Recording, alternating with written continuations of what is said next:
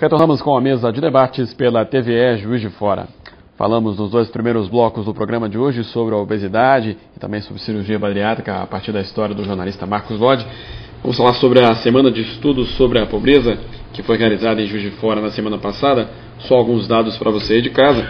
Segundo o último censo do IBGE, um pouco mais de 16 milhões de pessoas vivem em extrema pobreza no Brasil. E destes, um pouco mais de 11 milhões têm renda entre R$ 1 e R$ 70.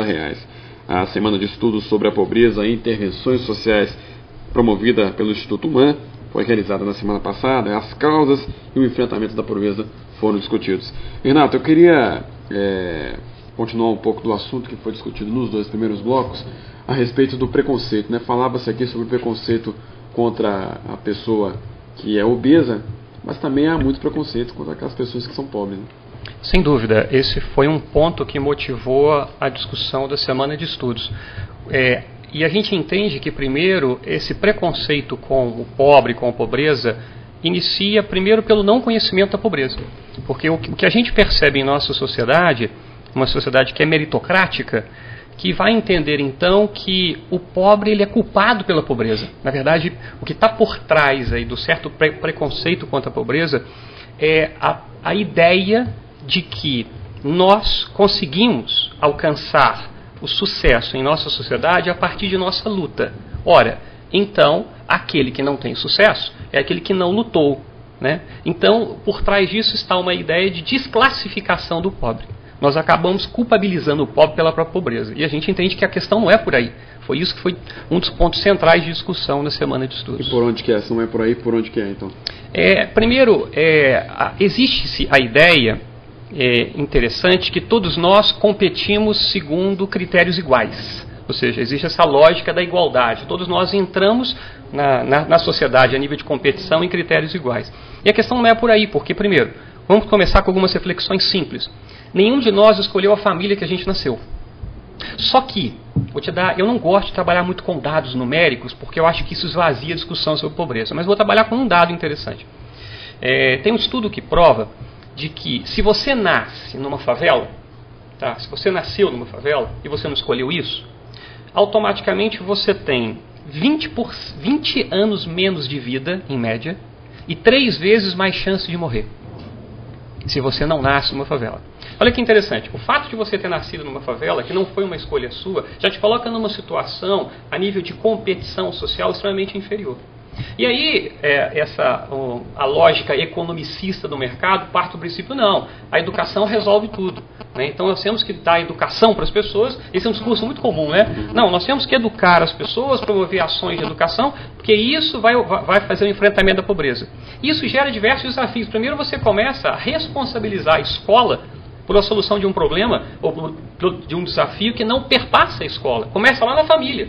Porque, na verdade, a construção da pobreza, a gente tem aí, o problema é o senso comum. O senso comum diz pra gente que a construção da pobreza começa na escola, porque o cara não estudou, então ao não estudar ele não conseguiu um bom emprego, e aí então ele ficou para trás no mercado. Só que a gente vai perceber que a construção da pobreza começa lá na gravidez, porque na verdade é naquele momento em que aquela criança vai absorver um conjunto de valores, um conjunto de posturas, e vai se inserir numa realidade, tá, de falta de desafios, de falta de oportunidades, que vão levar ao desenvolvimento de um quadro de pobreza. Só que a gente vai pegar esse quadro lá na frente e vai tentar dizer o seguinte, não, vocês estão competindo de igual para igual, e não estão. Porque existe o que a sociologia vai chamar dos pressupostos. Existe uma ausência dos pressupostos naquele que se configura nesse quadro de pobreza, que leva ele a uma situação que ele não consegue absorver as oportunidades que de repente são dadas a um outro grupo de pessoas. Aí a gente cai num outro mito da pobreza, que é um mito interessantíssimo, que é o mito do seguinte, que a oportunidade é um enfrentamento à pobreza. Ou seja, a gente acredita que dando oportunidade aos pobres, nós estaremos ajudando-os a superar a pobreza. Isso é um mito. Por quê? Porque é importante entender o seguinte, se é verdade que a falta de oportunidades gera pobreza, isso é verdade, não é verdade que a presença de oportunidades enfrenta a pobreza. Por quê? Porque na medida em que faltam os pressupostos daquela pessoa para conseguir pegar essas oportunidades, aproveitá-las, a oportunidade acaba não gerando enfrentamento à pobreza. Só que o que ela gera, essa oportunidade, ela gera um aumento do preconceito, para dizer o seguinte: olha, eu te dei a oportunidade, você não quis. Ah lá, tá vendo? Ele não quer nada. Eu dei a oportunidade para trabalhar aqui em casa, dei um emprego para ele, e ele faltou no emprego, ele não deu conta, ah lá, ele não quer nada. Então, a culpa dele ser pobre é dele. Na verdade, a gente constrói uma estrutura que nos leva a pensar que eles são culpados pela realidade que vivem. Ô, Renato, eu não sei qual que é a sua formação. O seu discurso é muito interessante, muito bonito. Mas eu fui muito pobre. Nasci e fui criado em casa de pau a pique. E só vim calçar o meu primeiro par de sapato quando entrei para o exército. Porque eu descobri que, sendo militar, eu sairia da pobreza. Mas eu tive vontade. Eu poderia ter sido eliminado. Falei assim: você é da zona rural? Não precisamos de você. Eu poderia voltar para a zona rural e continuar andando descalço, talvez com os dentes cariados, com roupas maltrapilhas, ou seja, mas eu tive vontade, antes de tudo. Então eu acho que para sair da pobreza tem que ter vontade. Se não houver vontade, política nenhuma, ajuda nenhuma vai fazer você sair da pobreza. Se não houver despertar da vontade. Eu concordo plenamente com você, só que eu penso que a gente precisa aprofundar um pouquinho mais na análise. Essa é a questão. Primeiro, falando de formação, eu acabei rodando por formações diferentes, buscando compreender, porque o problema da pobreza é que ele é um evento multidimensional. E a gente muitas vezes enfoca a pobreza a partir só de um ângulo. E isso nos dá uma visão parcial da pobreza. Um exemplo, você vai trazer que você viveu uma situação de bastante simplicidade, pobreza, mas que teve vontade e que essa vontade lhe permitiu superá-la. Pois é, por que você teve essa vontade? Essa é a pergunta que a gente tem que fazer. Ou seja, quais são os fatores de tua criação, quais são os fatores da cultura familiar que você viveu, que lhe permitiram posturas de enfrentamento? Você vai ver o caso do Marcos. O caso do Marcos, do primeiro bloco, é extremamente interessante. Vontade. Ele viveu uma situação de preconceito, de desafios, mas ele tinha algo que lhe permitiu enfrentar isso. A gente vai chamar isso de resiliência, por exemplo, indo para a psicologia, seria resiliência. Ou seja, ele teve algo que lhe permitiu lidar com isso. Agora, é esse algo, é aí que a discussão que a gente busca fazer, compreender o seguinte: o que permite uma pessoa ter esses tais mecanismos, tá, que levam ela a uma postura diferenciada dos desafios da vida. Porque é o seguinte, desafios todo mundo passa. Você pega um exemplo que eu acompanhei no início desse ano. Ocorreram aquelas situações horríveis lá na região do no Rio de Janeiro. Petrópolis, Teresópolis. Algumas pessoas perderam tudo. Elas perderam a casa, elas perderam o trabalho, elas perderam membros da família, elas perderam toda a estrutura que lhes permitia a sobrevivência. Mas não necessariamente aquelas pessoas desenvolveram um quadro de pobreza a partir dali. Aquilo não os fez pobres, ou seja, é importante entender isso. A pobreza não surge a partir de um fato. A pobreza, ela surge a partir de um processo, é uma construção histórica, é na história da vida do sujeito, na medida em que ele vai lidando com as situações, é que ele vai desenvolver esse quadro de pobreza. E aí já tem uma conclusão interessante que a gente discutiu muito na semana de pobreza. Se a pobreza, o erro de achar que a pobreza é um fato, é pensar que um outro fato a desconstruirá. E o passo importante de compreender que a pobreza é um processo, é compreender também que só num processo é que nós conseguiremos desconstruí-la, ou desconstruir os fatores que... Eu já te conheço há bastante tempo, porque eu já trabalhei, inclusive, em feiras de saúde, na ABAN, lá no bairro de Lourdes, e eu fiquei impressionado com a sua tenacidade, com a sua desenvoltura em criar vários segmentos da ABAN, ou várias unidades de atendimento. Você perguntou, eu não sei qual que é a sua formação... A minha primeira formação, aparentemente, não tem muito a ver com a questão social, porque eu sou físico, tá? Mas aí, a partir da física, eu fiz especialização em psicologia, em filosofia, em administração. Eu fui buscando algumas formações que me permitissem um olhar mais amplo em relação aos diversos fenômenos que estão ligados à pobreza. Ou seja, Na verdade, essa formação foi em busca de uma compreensão ligada à pobreza. Então, há 2000 anos, mais de 2000 anos, Jesus Cristo já combatia isso, combatia a própria pobreza, né? E nós não resolvemos a pobreza. Você acha que nós teremos a chance de minimizar a pobreza nesse país?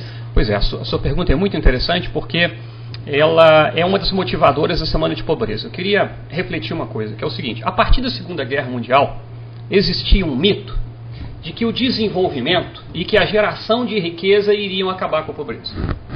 Depois, nós vivemos o mito de que a tecnologia e os avanços tecnológicos iriam avançar com a pobreza. O que nós vimos? Isso não aconteceu. A tecnologia chegou, ocorreram desenvolvimento, ocorreu geração de riqueza, mas isso não impactou a pobreza. O que a gente percebe é que no mundo inteiro a pobreza cresce. Então, na verdade, aí parte a nossa reflexão. Será que nós não precisamos rever os nossos conceitos de pobreza? Porque o que a gente tem visto é o seguinte: nos últimos 20 anos, foram anos assim importantíssimos para a temática da pobreza.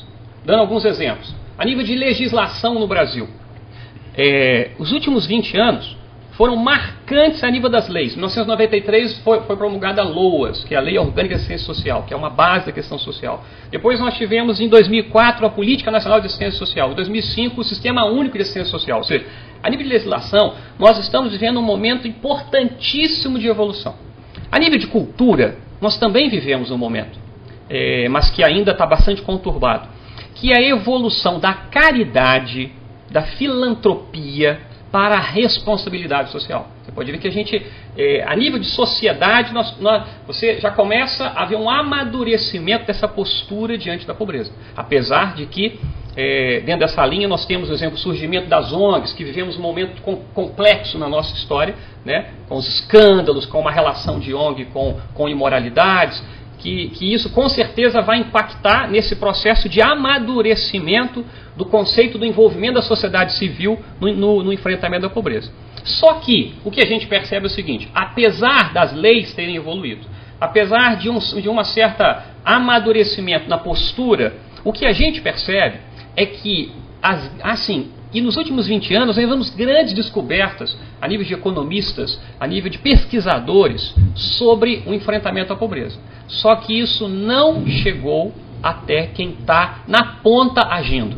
O que a gente percebe é um hiato entre o meio acadêmico, quem pesquisa a pobreza, quem aprofunda a pobreza, e quem implementa as ações, no meu caso, especificamente, que é onde eu pesquiso e trabalho, que é a sociedade civil organizada. Quando você pega, então, as entidades, as igrejas, que estão lá na ponta, fazendo ações de enfrentamento à pobreza, existe um hiato. O conceito de pobreza, que eles ainda persistem, é um conceito que já evoluiu bastante. Então, a Semana de Estudo sobre a Pobreza, na verdade, ela buscou provocar os participantes a um aprofundamento, a uma busca desse conhecimento novo, que está aí já há 20 anos, mas que, infelizmente, não chega em quem está na ponta. Quem está na ponta ainda está partindo do senso comum, entendendo que pobreza, um exemplo, é só ausência de renda, entendendo que pobreza se combate com a oportunidade. Sobre isso que eu queria falar. Num dos meus textos, eu cito que muitas pessoas sofrem da síndrome da Gabriela. O que é a síndrome da Gabriela? Eu nasci assim, eu cresci assim, eu sou mesmo assim. E eu vou ser assim. Você não acha que falta uma conscientização maior nas escolas, preparando os nossos jovens através de palestras motivacionais? Porque isso a gente não vê no atual sistema de ensino no Brasil. Você não vê as palestras. Eu acho que há uma indústria de pobreza, a procriação desenfreada da pobreza, e procriação, eu culpo inclusive as igrejas, porque a igreja é contra o controle de natalidade, principalmente o católico, todos que são seguidores. Então, isso, nós não vamos chegar a um acerto disso nunca. Você hoje tem Minha Casa Minha Vida, quando você constrói uma casa, nasce 2 filhos. Aí você precisa fazer mais 2 casas daqui uns dias, porque aqueles 2 filhos vão fazer mais 10 filhos. E assim nós não vamos chegar nunca a essa conclusão. Você, filosoficamente, eu acho que o seu discurso é maravilhoso, e eu aceito, inclusive, parte dele. Mas na prática, a coisa... Só deixa o Renato responder a pergunta do Marcos rapidinho, Renato. Ótimo o seu questionamento em relação à síndrome da Gabriela, e eu queria partir dele para fazer uma provocação primeiro. Porque o que acontece é que muitas vezes, para nós, classe média, que teoricamente, se você reparar, quem mais se envolve no combate à pobreza, a nível de sociedade civil organizada, é a classe média. Só que é interessante que interessa para a classe média a pobreza. E aí a gente vive essa tensão, que ao mesmo tempo eu enfrento a pobreza, ao mesmo tempo eu queria que a pobreza acabasse, mas ao mesmo tempo é interessante que eu tenha pobreza. Por quê? Porque como é que eu vou pagar R$40 a minha faxineira, se não existia pobreza? Ora, se a classe pobre evoluir, eu vou ter uma competição muito maior com o meu filho, na hora do vestibular, na hora do emprego. Então, na verdade, é muito interessante você perguntar assim, essa tal síndrome da Gabriela, eu entendo que ela é sutilmente provocada até por aqueles que tentam enfrentar a pobreza. Por quê? Quer um exemplo? Uma das questões mais combatidas teoricamente hoje é o assistencialismo. Só que, na prática, o que a gente vê das ações, elas são assistencialistas. O que é o assistencialismo? Uma forma de ajudar que retroalimenta o problema. Na verdade, o que a gente tem é uma ajuda que vai pegar só nas consequências, na verdade, assim, usando uma linguagem simples. O assistencialismo são ações que visam manter o pobre vivo e não enfrentar a pobreza. E por quê? Por que será que nossa sociedade fala tão mal do assistencialismo, mas na hora que ela implementa as ações, ela é assistencialista? De alguma maneira, uma das hipóteses é que interessa para essa sociedade que essa classe continue. Então, e aí eu acho que entra o senso comum. E aí eu acho que entra o senso comum. Incentiva o senso comum. Ou seja, você dá por um lado e retira pelo outro. Gente, só tem que fazer o nosso último intervalo aqui no programa. Nós voltamos já já.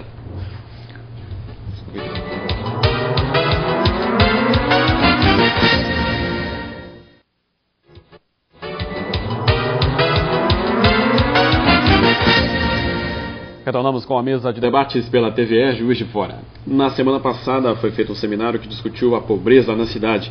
E estamos trazendo esse debate para cá. Josiane, sua pergunta. Eu gostaria da sua opinião com relação ao programa da Bolsa Família. Ele chega a reforçar a pobreza ou ajuda? Pois olhar o programa Bolsa Família é importante pensar que nós estamos falando de uma política pública nacional, que é pensada para todo o Brasil. E aí, nós que estamos aqui no Sudeste, acabamos tendo um olhar parcial dessa política pública. Um exemplo, eu estava anteontem em Alagoas, no Congresso sobre Pobreza. Há um mês atrás estava em Manaus, em outro congresso. E quando vou a esses congressos, eu gosto de fazer sempre uma parte do congresso é feita de uma favela no local. Eu levo as pessoas em loco para fazer um trabalho com elas lá. Até porque serve como trabalho de pesquisa na compreensão das configurações locais sobre pobreza. E o que a gente percebe? O que a gente percebe é que o Bolsa Família ele cumpre um papel muito interessante em algumas áreas. Em algumas áreas ligadas ao Norte e Nordeste, o Bolsa Família tem um papel extremamente interessante. Eu cito um exemplo, uma pesquisadora chamada Valquíria Domingues Leão, ela fez uma pesquisa durante 5 anos em mulheres do sertão alagoano e do Vale do Jequitinhonha. E ela pesquisou o seguinte, o que as mulheres faziam com o dinheiro do Bolsa Família? Porque existe aquele mito assim, vai dar para o marido, né, ele vai beber, esse dinheiro não vai ser usado em benefício das crianças. E aí, o que essa pesquisadora percebeu que foi extremamente interessante? Ela percebeu que, primeiro, no primeiro mês que as mulheres ganhavam esse dinheiro, elas, em geral, não conseguiam administrá-lo. É o pressuposto que eu falava. Ou seja, a questão de administração dos meus recursos é algo que você recebeu lá na tua infância. E isso é um aspecto que fortalece a pobreza, porque uma das questões que eu já levantei, muitas pessoas que vivenciam um quadro de pobreza não é somente pela baixa renda, mas pela inabilidade de administração dos recursos. E isso ela percebeu no Bolsa Família. Então as pessoas no primeiro mês, elas gastavam o dinheiro todo em uma semana, e aí continuavam vivendo 3 semanas no aperto. Só que ela estendeu a pesquisa por 5 anos.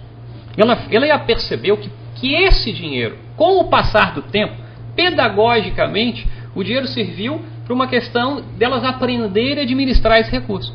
E com o passar dos anos, elas conseguiam dosar o gasto semanalmente e chegar até o fim do mês. Ou seja, então eu estou respondendo a sua pergunta para dizer o seguinte, o Bolsa Família ele cumpre um papel muito importante para um grupo de um segmento, né, de pessoas que estão na pobreza, que estão numa situação de renda zero. Por exemplo, você colocou no início, né, nós temos um dado do IBGE que cerca de 16 milhões de pessoas, elas não ganham menos de R$70 por mês. E 4,8 milhões de pessoas no Brasil hoje têm renda zero. é zero a renda. Ou seja, para essas pessoas, até para que elas entrem no processo de enfrentamento à pobreza, elas precisam daquilo que a LOA chama de mínimo social. Você tem um mínimo, até obviamente para ela conseguir se concentrar numa proposta, porque quando você está vivendo uma situação de extrema miséria, é muito difícil que você enfrente, olhando pela linha emocional, que você consiga reunir forças de enfrentamento. Então o Bolsa Família cumpre um papel extremamente interessante nesse sentido. Agora, é claro que ele não funciona em toda parte. E aí a gente já traz uma outra questão. A pobreza é uma construção singular. A construção de pobreza, a construção de favela, a construção de comunidade carente é uma questão única. E aí é muito difícil uma política nacional, porque obviamente ela não vai conseguir conversar com todas as configurações e vai dar errado em muitas regiões. Cada região tem a sua particularidade. Sem dúvida. Então esse é o problema. Aí a gente pega lá um conjunto de regiões que estão dando errado, principalmente aqui na nossa região, que a gente não vê alguns quadros de pobreza. Então a gente entende que o programa ele é negativo, mas não é. A nível de programa nacional, ele tem um papel muito importante e com certeza permite que outros passos sejam dados no enfrentamento à pobreza. Mas aí é o desafio. O desafio é, será que nós estamos construindo esses outros passos? Será que nossa sociedade, que vive esse momento de nova legislação, que vive o momento dos mínimos sociais que é a Bolsa Família, será que nossa sociedade, quando eu digo sociedade, eu digo a sociedade civil e o governo, estão conseguindo propor questões que somadas ao Bolsa Família, somadas aos mínimos, conseguem fazer o desenvolvimento? O que a gente desconfia que não. E por que não? Por causa de um desconhecimento do que é a pobreza. Renato, queria colocar essas questões numa outra discussão na nossa mesa de debates. Nós gostaríamos de agradecer as participações de todos vocês aqui no programa de hoje e agradecemos também a sua companhia. Lembrando que nós voltamos amanhã às 11 da manhã. Até lá.